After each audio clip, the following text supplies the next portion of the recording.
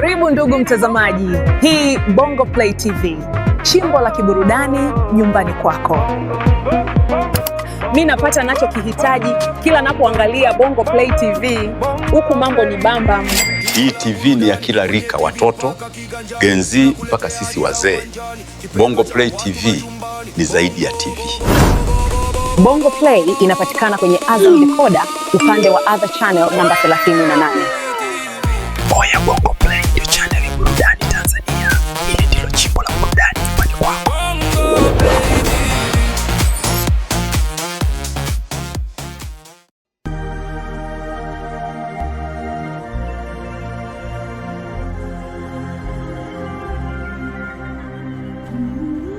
Katika jiji la Mwanza kulisikika wito wa kiroho uliobeba msisimko mkubwa uliojulikana kama ujio wa kinabii, mkutano uliobeba ishara na miujiza. Lakini nyuma ya mkutano huu kulikuwa na siri kubwa. Mungu alimpa mafunuo mtumishi wake Prophet Haruna kuhusu uamsho mkubwa wa kanda ya Ziwa. Katika mafunuo hayo, Mwanza ilionekana kuwa kitovu cha uamsho huo, mahali ambapo moto wa kiroho ungeanzia na kuenea katika maeneo yote ya kanda ya Ziwa. Ndipo kukazaliwa kusanyiko hili takatifu katika kanisa la Mlima wa Maajabu ambalo liko chini ya mtumishi wa Mungu Apostle Gideon Nzwala, ambapo watumishi wa Mungu kutoka maeneo mbalimbali ya kanda ya Ziwa walikusanyika kwa lengo moja: kupokea, kuimarishwa na kubeba ule moto wa uamsho. Akitokea Dar es Salaam Machi 25 majira ya saa 5 za usiku, Prophet Haruna aliingia ndani ya jiji la Mwanza akiwa na mzigo wa kiroho usio wa kawaida, mzigo wa kuinua watumishi na kuwasha moto wa uamsho ndani yao. Nguvu za Mungu zilidhihirika kwa namna ya ajabu. Wagonjwa waliponywa, waliofungwa walifunguliwa, na watumishi wa Mungu walijazwa upya nguvu za kiroho. Walikuja wakiwa na kiu, lakini waliondoka wakiwa wamepokea, wakiwa wamebeba moto na maono mapya kwa ajili ya huduma zao. Huu haukuwa mkutano wa kawaida. Ilikuwa ni mwanzo wa kitu kikubwa, mwanzo wa uamsho wa kanda ya Ziwa. Mtumishi wa Mungu Prophet Haruna yupo kukuhudumia. Mtu wa Mungu, unaweza kuwasiliana naye kwa mawasiliano haya.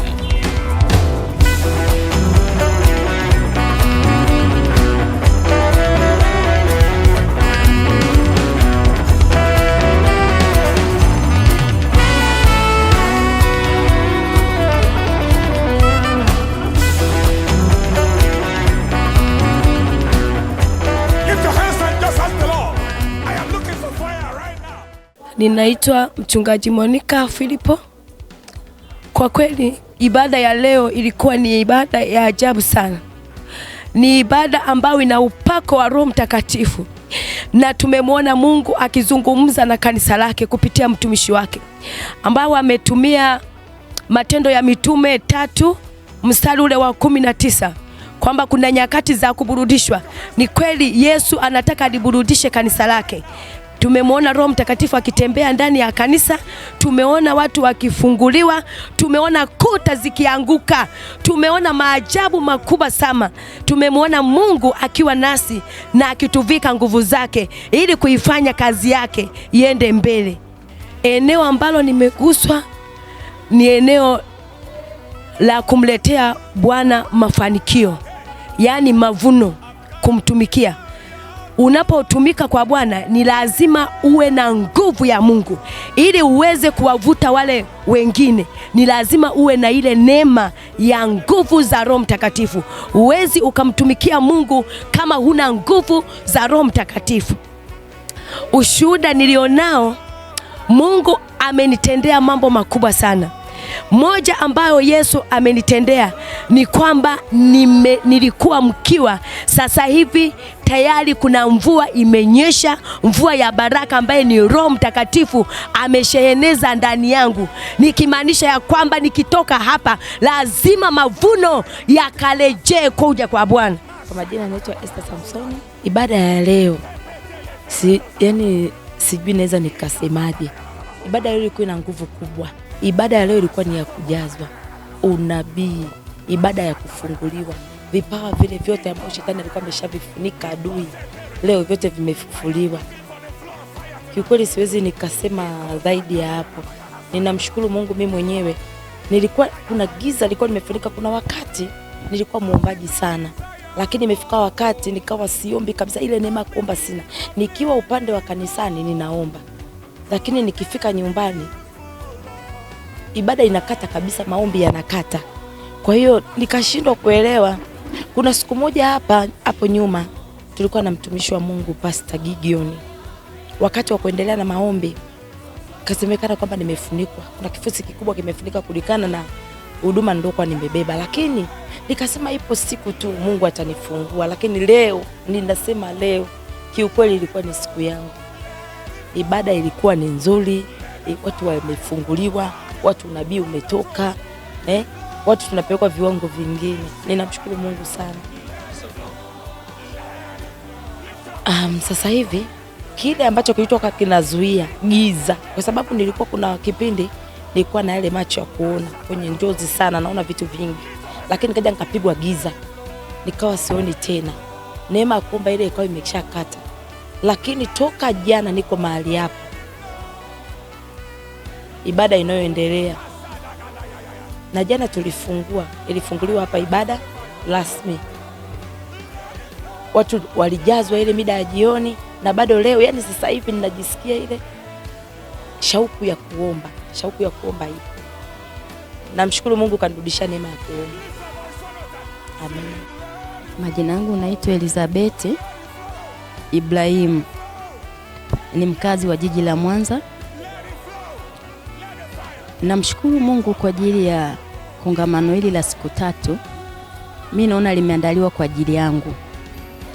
Kwa jinsi jana Mungu alivyojifunua kwenye maisha yangu, mtumishi wa Mungu alitoa unabii, akazungumza yuko mtu amekata tamaa, lakini Mungu amekuja kuachilia nuru juu ya maisha yake. Lakini pia yuko malaika aliyetumwa kwa ajili yake. Huyo malaika anamruhusu kuanzia sasa hivi. Nikajikuta niko chini, nguvu ya Mungu imenigusa. Basi toka jana nikaamini tayari Mungu ameshaanza kufanya jambo jipya kwenye maisha yangu. Kwa siku ya leo tena tulikuwa kwenye darasa la watumishi. Mtumishi wa Mungu ametuhudumia kwa neno. Baada ya hapo tukaingia kwenye maombezi. Akawa amenitaja jina langu. Mimi naitwa Elizabeth kama nilivyosema mara ya kwanza. Akawa amenitaja jina langu, akasema upite huko mbele. Nikapita. Nimejikuta niko madhabahuni ni kama lisali moja. Kila nikijitahidi kuinuka nashindwa, nguvu imenilemea. Nikidhibitisha lile neno la jana ya kwamba yuko malaika aliyeachiliwa kwenye maisha yangu. Ni kweli nimekuwa nikimsubiria Mungu kwa muda mrefu, na Mungu akawa akiniambia mwezi huu wa 3 ni wa kwako, lakini sikujua Mungu atakuja kwa namna gani. Mimi niliendelea kuomba na kumngoja Bwana. Baadaye nikapata connection hapa kanisani, hapa mimi ni kwetu. Basi namshukuru Mungu mpaka sasa, neema ya Mungu. Leo ndo siku ya kwanza, jana tulikuwa tunaweka wakfu. Leo ndo siku ya kwanza na Mungu ameanza. Je, siku ya 3. Kwa hiyo mimi nakukaribisha sana mkazi wa jiji la Mwanza, popote pale unaponisikia. Karibu sana kwenye huduma hii. Ndani ya hizi siku 3 Mungu anaenda kuachilia uamsho. Hata kama ulikuwa ni muombaji, ulikuwa ni mhubiri, kuna kitu ambacho unaona kabisa cha kimungu kimepungua kwenye maisha yako, njoo, bado hujachelewa, bado unayo nafasi. Popote pale unaponisikia, na nikiwa na nguvu hii ya Roho Mtakatifu, ninakuita uje uweze kufunguliwa, uweze kuhudumiwa, ili uone Mungu anachokifanya juu ya maisha yako. Hata kama umekata tamaa, usiogope, wewe njoo. Kukata tamaa ni kwa kwako. Nafasi nyingine ambayo Mungu anajua ni nafasi mpya ya kukupa kwenye maisha yako. Karibu sana. Kwa jina naitwa Madam Jessica, ni mkazi wa Mwanza. Pia ni mtumishi wa Mungu. Ibada ya leo kwa kweli imenigusa. Nimeipokea vizuri na nimepata roho ya uamsho. Kama vile mtumishi wa Mungu profeti alivyotuambia, alivyotufundisha. Vile Mungu alivyomtuma kwa habari ya uamsho. Binafsi moyo wangu umeamka. Pale ambapo nilikuwa nimeona nimeshindwa, pale ambapo nilikuwa sioni njia, nimeona njia. Ufahamu wangu umefunguka. Maisha kwa ujumla, maisha ya kumtumikia Mungu. Roho yangu imeamka. Nimeamka kiroho, nimeamka kinafsi, nimeamka kimwili. Na najua baada ya hapa nitapiga hatua zaidi, hatua ya kimungu, pia hata hatua za kimaisha ya kawaida. Kama ambavyo mtumishi ametufundisha kwa habari ya uamsho. Uamsho unapotokea, yani hautakiwi kutokea sehemu moja. Kama mtumishi wa Mungu unatakiwa uamke kiroho, hata kiuchumi pia. Kwa mimi binafsi sehemu ambazo nilikuwa nimekwama, ninaamini kupitia ibada ya leo, kupitia mafundisho ya leo nitabadilika.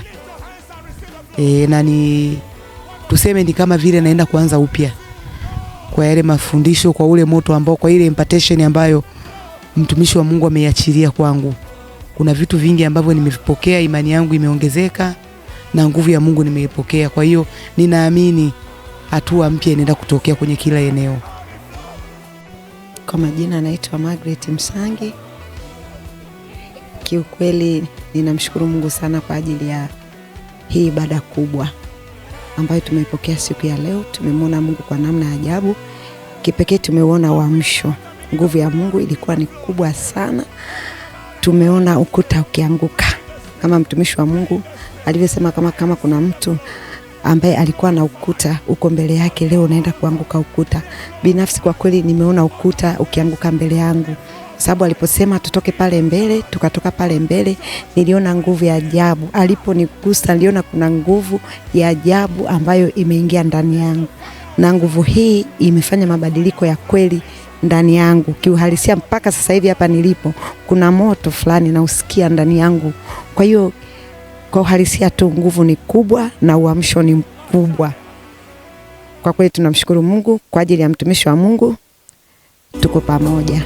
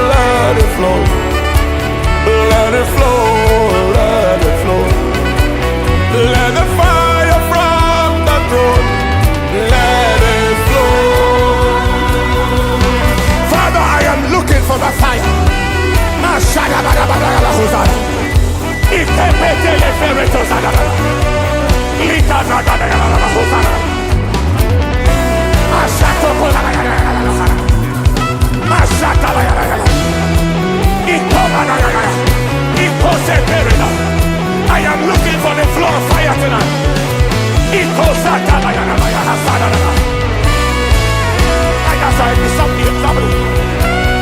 As with Isaiah of old, touch me with your flaming gold, so I can be useful, Lord. Let it flow.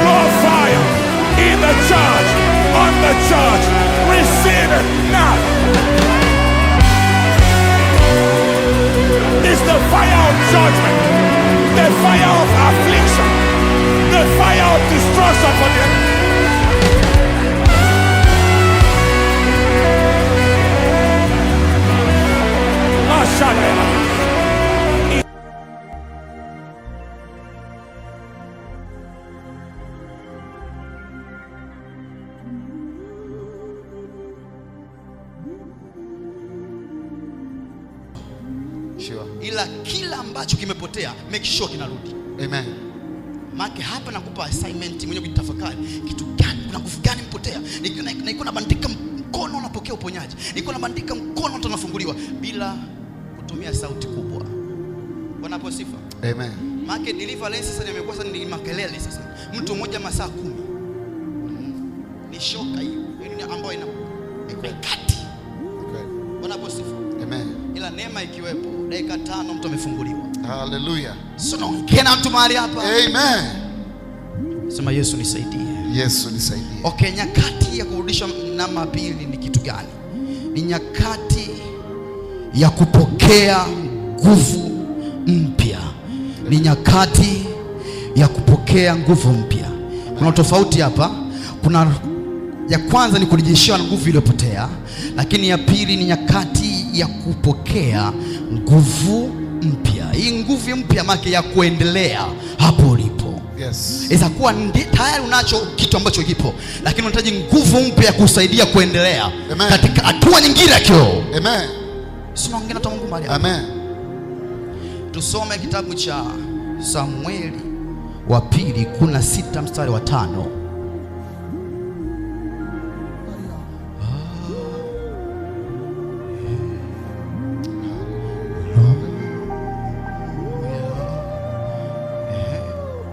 Samueli wa pili 16 mstari wa 5 inasemaje?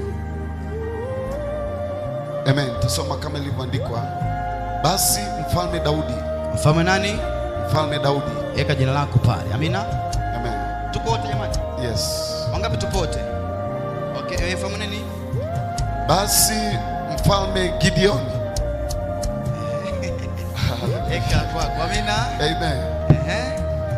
Alipofika Bahurimu, ndio tazama kulitoka huko mtu. Amen. Amen. Wa jamaa ya nyumba ya Sauli. Amen. Jina lake akiitwa Shimei. Mwana wa Gera. Ndio. Alitoka akalaani. Ndio. Alipokuwa akienda. Ndio. Nipe ukurasa unaofuata tafadhali media. Tena akamtupia Daudi mawe. Hapo. Amen. Amen. Shimei alikuwa anamtupia mfalme wa Daudi nani? Mawe. Sisi watumishi, naongea na watumishi mahali hapa. Yes. Want to be open kwa sababu hii jambo na watumishi. Amen. Amen. Tunapigwa mawe mengi. Mawe mengi. Mengine yanatokea kwa watu unaowapenda. Mshirika amekuja unampenda kwa moyo wako wote. Unafunga kwa ajili yake, unajitoa kwa ajili yake. Alafu unasikia ndo anakutupia mawe. Anaungana na watu vikundi wanaanza kusema vibaya. Ukiyasikia ndani yako na moyo unaumia, unaitama. Sasa kila ambacho Mungu ananiambia, Bwana, mwambie watumishi wangu, Mungu anataka kuwabadilisha tena kuwa wapya. Oh yes. Ajalishi mawe hayo umepigwa mangapi na watu. Wengine wanakupinga, sio watu wengine, ni watu ambao wa dini moja na wewe. Watumishi mmoja na wewe wanakutupia mawe. Asa Daudi alitupiwa pia mawe. Alitupiwa mawe. Alilaaniwa. What happened to them? Alihitaji nguvu ya kuburudishwa tena. Yes. Ili aweze kuendelea na safari. Amen. Soma mstari wa 14. Tunaona pale Daudi anapokea nguvu ya kurudishwa. Mstari wa 14. Naye mfalme wa watu wake wote waliokuwa pamoja naye wakafika wamechoka sana, naye akajiburudisha huko. Haleluya. Amen. Wamechoka kwa sababu gani? Yale mawe. Wamefika wakiwa wamefanyaje? Wamechoka sana. Izakuwa naongea na mtumishi mmoja mahali hapa. Izakuwa umechoka, unatamani hata kufunga kanisa. Umechoka, unatamani kwenda mji mwingine kuanzisha huduma sehemu nyingine. Umeona kama pale unapofanya watu hawakuelewi. Ila Mungu anakuambia analeta uamsho katika hilo eneo hilo. Yes. Watu watajiuliza imetokeaje. Yes. Hii neno la Bwana kwako. Amen. Ananisikiliza wakati huu. Hallelujah. Mawe imekuwa mengi kwako. Vita imekuwa nyingi kwako. Sometimes mtumishi nafika anasema hivi kweli nimeitwa. Ndugu wanakukataa, marafiki wanakukataa, washirika ambao nakesha nao usiku wanakukataa. Hivi kweli nimeitwa. Lakini Daudi alihitaji neema ya kuburudishwa. Neema ipo kuburudishwa. Maandiko yasema hivi, akaendelea na safari. Natabiri juu ya mtu mmoja mahali hapa. Ndio kwanza safari unaianza. Hakuna kuishia njiani. Tunaendelea mbele katika jina la Yesu Kristo aliye hai. Tunaendelea mbele katika jina la Yesu Kristo aliye hai. Bwana ameachilia majira ya kuburudishwa katika majira haya ili uweze kuendelea na safari. Hakuna kufunga huduma. Tunaendelea na kuhubiri injili ya Bwana. Hatukati tamaa kwa sababu ya mawe. Tunachukua mawe hayo kwa suluhisho ya kujenga nyumba yetu. Shapakadua rebo shebra kadua ba. Tunaongea na Mungu mahali hapa. Amen. Kwa hiyo hii nyakati ambayo mtu anapokea nguvu mpya. Shangaa ulikuwa kama unahisi kuchoka. Naambia kweli kila mtu mahali hapa, wewe Mungu mtumishi Mungu achoke. Unachoka. Lakini kuna power inakuja, unasikia endelea mbele, endelea mbele, endelea mbele. Hiyo power ipo katika majira haya kwako. Shaprakatu. Amen. Sikiliza. Nyakati ya kurudisha kupitia safari ulionao ni ndefu sana. Hatima uliokuwa nayo ni ndefu. Maka hauhitaji kuchoka. Kuna watu wanakusubiri kule, wanakungojea wewe. Naongea na Mungu mahali hapa. Amen. Kaba hasahiraba. Safari hii ni ndefu sana. Safari hii ni ndefu sana. Maka alichoka kuendelea safari. Nataka nikukute katika mlima Orebu, at the top, katika juu ya mlima Orebu. Lakini unatakiwa Mungu akupe nguvu tena ya kuendelea ili ufike kule katika mlima Orebu. Shapra loka sayaba. Ya romoshi la broshi. Enkopla hanaso. Endelea hapo, kuna kitu na Mungu ana ujumbe na mtu hapo. Mashe plahado kopai sharida. Safari hii ni ndefu sana. Jala brohoza ina maanda. Unaweza unaona umekaa tamaa katika namna uliokuwa nayo wakati huu, lakini Mungu anakuambia inuka kwa nguvu. Maana safari hii ni ndefu sana. Safari yako ni ndefu.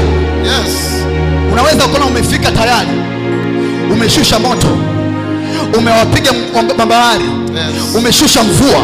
Lakini anambia Mungu bado ndo naanza. Kusudi langu kwako bado ndio unaanza. Kwa nini umeulizike na safari ya jana? Inuka mwanangu. Nataka nikutumie kwa ajili ya mataifa. Nataka nikutumie kwa ajili ya mataifa. Nataka nikutumie kwa ajili ya mataifa. Maana safari hii ni ndefu sana.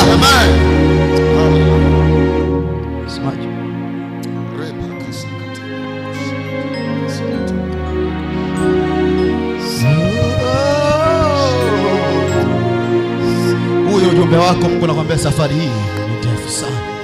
Safari. Karibu ndugu mtazamaji, hii Bongo Play TV, chimbo la kiburudani nyumbani kwako. Mimi napata nacho kihitaji kila napoangalia Bongo Play TV, huku mambo ni bamba. Hii TV ni ya kila rika, watoto, genzi mpaka sisi wazee. Bongo Play TV ni zaidi ya TV. Bongo Play inapatikana kwenye Azam Decoder upande wa Other Channel namba 38. Boya Bongo